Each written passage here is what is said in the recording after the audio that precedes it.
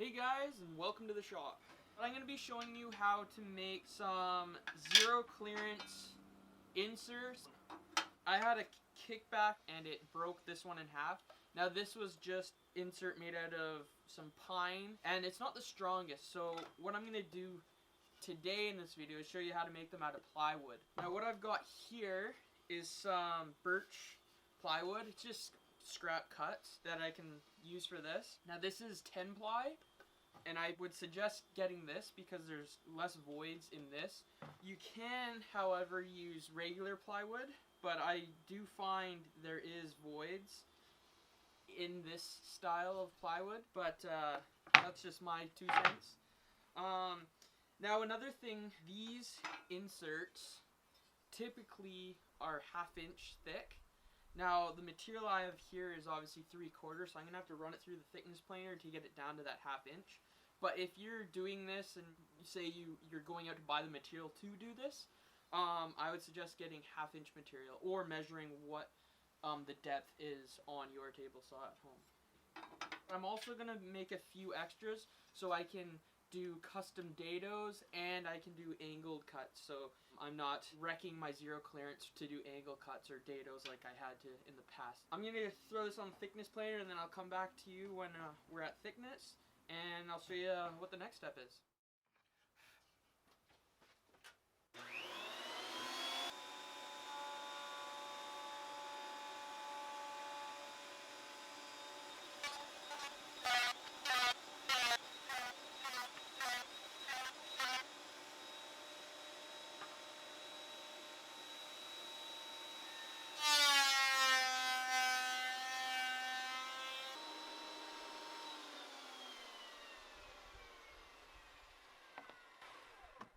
So now that we have our material down to the thickness, or if you had the right thickness to begin with, we're ready for the next step.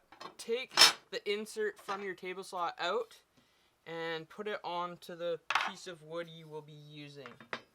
So what we're going to do is I like to put it face down, I like to get it close to the edge.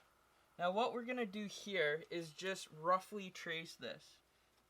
I like to leave about a 1/8 inch from the edge, and then we'll roughly cut this out, and then the next step we'll be taking this to a router using a template bit, and then we'll actually use the original insert to get it to its final profile, I guess you could say. We can take it over to either the bandsaw, or in my case a scroll saw, or you can even use a jigsaw. So it doesn't have to be precise here. So if you have some nice square edges, I like to rip this on the table saw just to minimize the cutting on the bandsaw. So that's what I'm doing here. Now you obviously don't have to do that, but quick little tip there.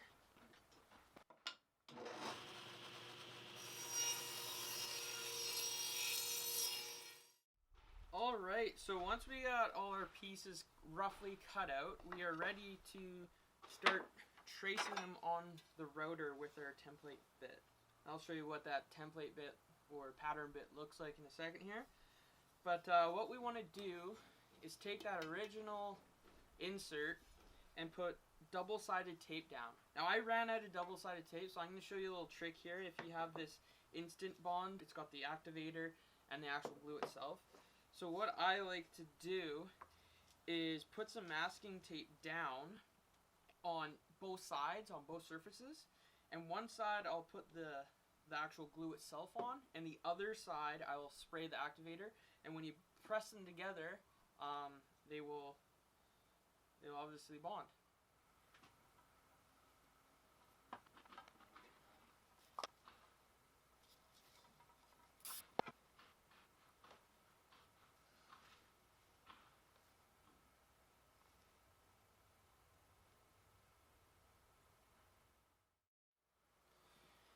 So once we've got all that done, we're ready to put the pattern bit into the router.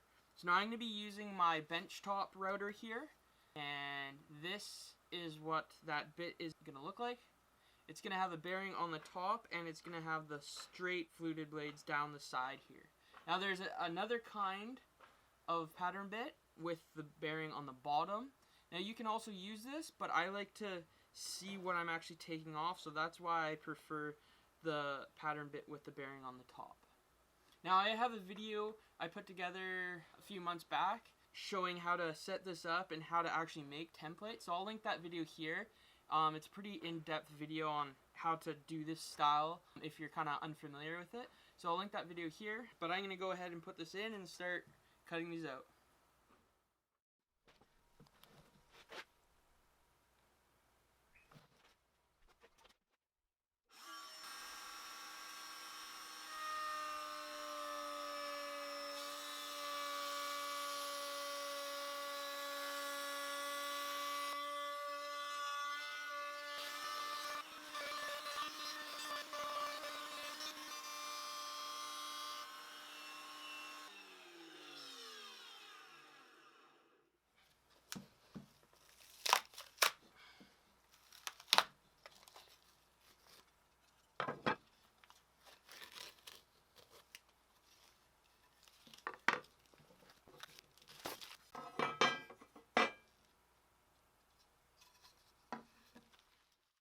Alright, so once we have everything cut out, we are ready to do the final step.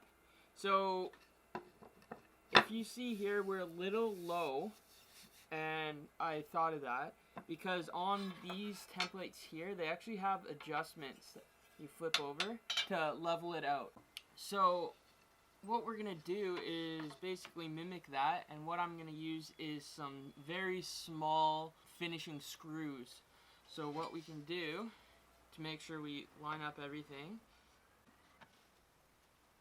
and then push down on it, and we should get an imprint to where those set screws are, which then they'll land on here. Now, if your table saw is a little different, make sure you accommodate for that. But for me, I am gonna go ahead and do that. Now, I could have taken the thickness of basically what is on this table saw right now, but if this encounters any warping from moisture or whatnot, then you have zero adjustment. But this way, you just back that screw off or tighten it in more, and you can level it out. So I'm going to go ahead and do that.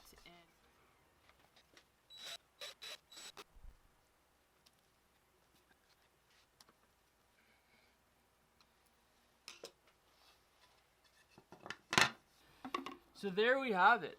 Basically a finished insert ready to go. So what we're going to do next, after you've adjusted it and it's flush with the tabletop, we're going to bring the blade up into the actual insert itself. So we're going to set that in, put your fence over and lock it in. Make sure, obviously, you're not in the blade. So have a look at where that blade is at. I know I'm far off to the right here, right about here, so I can bring that right about there. So when you lift that blade up into this, it will push against the fence itself and keep it stationary.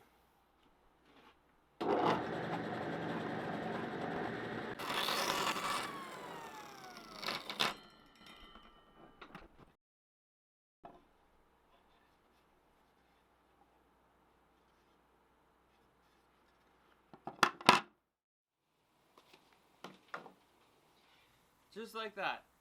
I hope you guys enjoyed this video, and maybe learned a thing or two. If you have any questions or comments, please leave them below. And if you're not yet, please subscribe. But yeah, give me a thumbs up if you enjoyed this video, and thanks for watching, guys.